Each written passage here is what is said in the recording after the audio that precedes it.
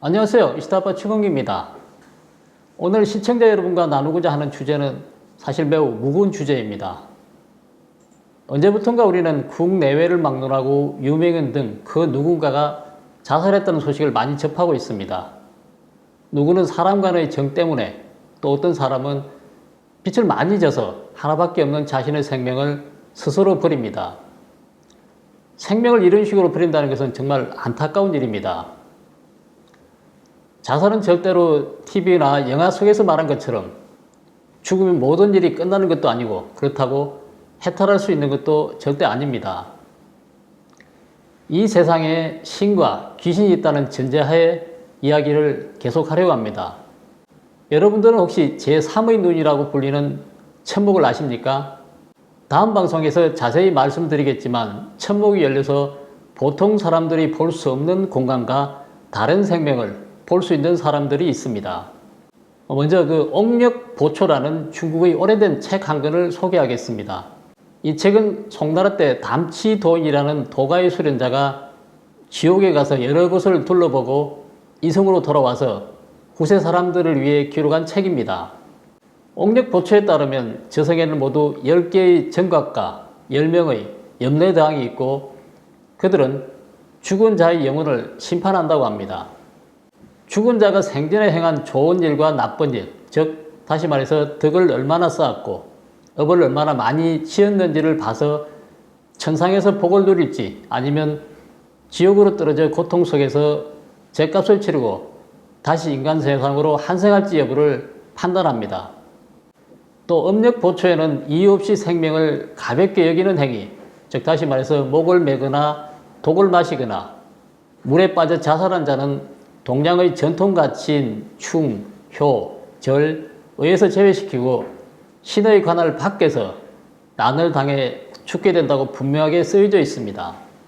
이들은 하늘이 사람을 창조하고 부모가 아이를 양육하는 노고와 은혜를 소중히 하지 않았기 때문에 벌을 받습니다. 이 책에서는 또한 생명을 가볍게 여긴 망원들에 대해 수레마다 죽을 무렵의 고통을 똑같이 재현해야 한다고 합니다. 다시 말해서 술신 오후 7시부터 해신 오후 11시 사이에 망원은 생명을 가볍게 여겼던 생의 마지막 순간의 고통을 다시 겪어야 한다는 것입니다.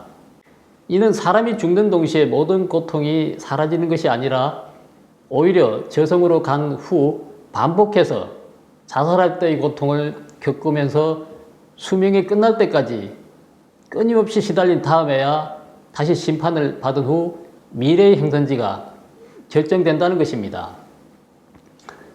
실제 사례를 한번 들어보겠습니다. 친구가 건물에서 뛰어내려 자살한 사건을 목격한 사람이 있었습니다. 이 사람은 한 도인을 찾아가 사망 현장에서 찍은 사진을 보여줬습니다. 그 도인은 건물에서 뛰어내린 사람의 혼이 시신 옆에 앉아있고 안색이 창백하다고 말했습니다. 건물에서 뛰어내린 사람은 곧바로 후회했습니다. 그는 자살하는 것이 정말로 모든 일을 끝낼 수 있는 것이 아니라 오히려 훨씬 더 큰 고통스럽다는 것을 알게 됐기 때문입니다. 이어서 도인은 또 아주 유감스럽다고 했습니다. 떨어져 죽은 사람은 7일 후부터 자살 당시의 고통을 반복적으로 겪어야 한다고 말했습니다. 반복적으로 건물에서 뛰어내려야 한다는 건데요. 마치 홍콩 영화 DIS처럼 인간 세계상에서 원래 정해진 수명이 닿을 때까지 하루에도 몇 번씩 뛰어내려야 한다는 것입니다. 망자의 영혼이 있는 공간은 이성의 공간과 시차가 있고 저성과 이성의 시간도 다르다고 도인은 말했습니다. 더욱더 무서운 것은 저성의 시간은 빠른 반면 이성의 시간은 매우 느리다는 것입니다. 반복적으로 겪을 고통의 시간은 이성의 시간으로 계산하는데, 만약 정해진 수명이 30년 남은 사람이 자살했다면 이성에서의 수명 30년이 끝나는 날까지 수천 년 동안 계속 뛰어내리면서 수명이 닿을 때까지 기다려야 하는 것입니다. 시청자 여러분, 어떻게 생각하십니까? 너무 끔찍하지 않습니까? 자살은 인간의 고통을 완전히 없애주지 못할 뿐만 아니라 오히려 저승에서 더 오랜 기간 더 큰 고통을 받는 것이기 때문에 이건 수지타산이 전혀 맞지 않는 것입니다. 한편 불가와 도가에서는 모두 살생은 죄와 큰 업을 짓는 것이라고 합니다. 사람이 스스로 자신의 생을 마감하는 것은 자살이지만 살인이기까지 합니다.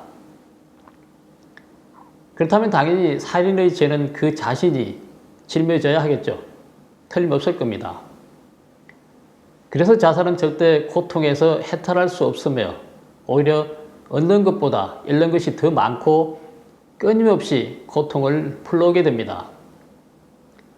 오늘 방송 주제에 대해 사실 저는 오랫동안 고민을 많이 했습니다. 최근에 생명을 너무 가볍게 여기는 기사를 많이 봐서 정말 안타까웠습니다.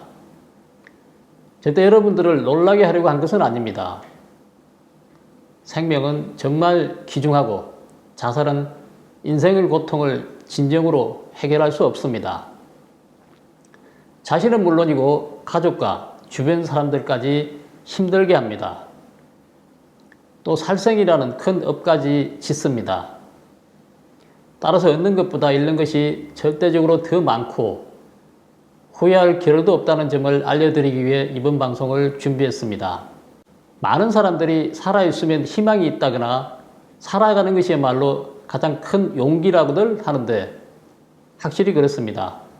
우리가 얼마나 큰 고통이나 시련을 겪더라도 자신의 생명을 소중히 여기면서 버티고 견뎌낼 수 있다면 그 고통과 시련은 우리가 흔히 말하는 업력의 빛을 갚는 셈입니다.